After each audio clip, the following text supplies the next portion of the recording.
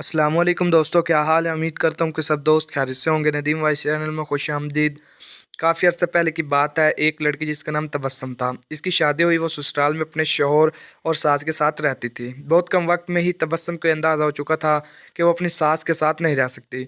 इन दोनों की शख्सियत बिल्कुल मुख्तलिफ थी और तबस्सुम अपनी सास की बहुत सारी आदतों से परेशान थी। इसकी सास हर वक्त तबस्सुम पर तंज करती रहती थी, जो उसे बहुत नागवार गुजरता था। आहिस्ता आहिस्ता दिन और फिर हफ्ते बीत गए, लेकिन तबस्सुम और इसकी सास की तकरार ख़त्म ना हुई। इन तमाम नाइत्तफाकियों ने घर का माहौल बहुत ख़राब कर दिया था, जिसकी वजह से तबस्सुम का शौहर बहुत परेशान रहता था।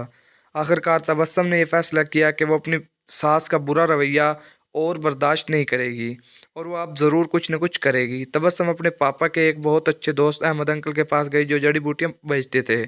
तबस्सुम ने उन्हें सारी कहानी बताई और उनसे कहा कि वो इसको थोड़ा सा जहर दे दें ताकि हमेशा के लिए ये मसला ख़त्म हो जाए। अहमद अंकल ने थोड़ी देर के लिए कुछ सोचा और फिर कहा कि तबस्सुम, मैं इस मसले में को हल करने में तुम्हारी मदद करूंगा, लेकिन तुम्हें वैसा ही करना होगा जैसे मैं तुम्हें कहूंगा। तबस्सुम राजी हो गई। अहमद अंकल एक कमरे में गए और थोड़ी देर बाद अपने हाथों में कुछ जड़ी बूटियां लेकर लौटे। इन्होंने तबस्सुम को कहा कि तुम अपनी सास को मारने के लिए फौरी जहर इस्तेमाल नहीं कर सकती, क्योंकि इस तरह सब तुम पर शक करेंगे। इसलिए मैं तुम्हें ये जड़ी बूटियां दे रहा हूँ, ये आहिस्ता आहिस्ता इनके जिस्म में जहर फैलाएंगी। हर रोज़ तुम कुछ अच्छा पकाना और फिर उन्हें खाना देते वक्त इसमें ये जड़ी बूटियां डाल देना। और हाँ, अगर तुम चाहती हो कि कोई तुम पर शक ना करे कि तुमने उन्हें मारा है, तो तुम्हें ये ख्याल रखना होगा कि तुम्हारा रवैया उनके साथ बहुत ही दोस्ताना हो। इनसे लड़ाई मत करना, हर बात मानना और उनके साथ एक मलका की तरह बर्ताव करना। तबस्सुम ये सब सुनकर बहुत खुश हुई। इसने अहमद अंकल का शुक्रिया अदा किया और जल्दी से घर चली गई, क्योंकि अब उसे अपनी सास को मारने का काम शुरू करना था। हफ्ते गुजर गए और फिर महीने। तबस्सुम रोज़ कुछ अच्छा पकाकर अपनी सास को खास तौर पर पेश करती थी। उसे याद था कि अहमद अंकल ने इससे कहा था कि उसे अपने गुस्से पर काबू रखना है, अपनी सास की खिदमत करनी है और इनके साथ अपनी माँ जैसा बर्ताव करना है। 6 महीने गुजर गए। घर का नक्शा तकरीबन बदल चुका था। तबस्सुम ने कोशिश करके अपने गुस्से पर काबू पाना सीख लिया था। अब अक्सर वो अपनी सास की बातों पर नाराज़ और गुस्सा न होती थी।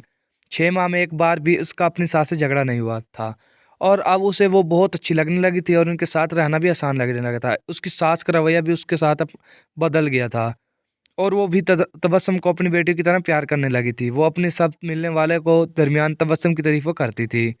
तबस्सुम और उसकी सास अब एक दूसरे को माँ बेटी की तरह समझने लगी। तबस्सुम का शौहर भी ये सब देखकर बहुत खुश था। एक दिन तबस्सुम फिर अहमद अंकल के पास आई। उनसे कहने लगी, आप मुझे तरीका बताएं कि कैसे मैं अपनी सास को इस जहर से बचाऊं जो मैंने उन्हें दिया है। वो बहुत बदल गई हैं। मैं उनसे बहुत प्यार करती हूँ और मैं नहीं चाहती कि वो इस जहर की वजह से मर जाएं जो मैंने उन्हें दिया है। अहमद अंकल मुस्कुराए और कहने लगे कि तुम्हें डरने की ज़रूरत नहीं है।